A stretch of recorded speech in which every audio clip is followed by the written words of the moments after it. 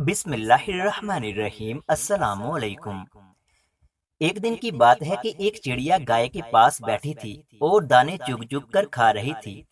अचानक गाय ने गोबर कर दिया और चिड़िया उस गोबर में दब गई और फिर वो उड़ न सकी।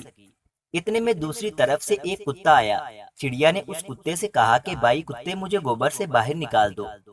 चिड़िया की फरियाद सुनकर कुत्ता कहने लगा, मैं अगर तुम्हें गोबर से निकालूंगा तो तुझे खा लूंगा।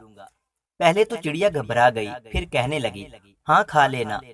कुत्ते के मुंह में पानी आ गया और उसने चिड़िया को गोबर से बाहर निकाला।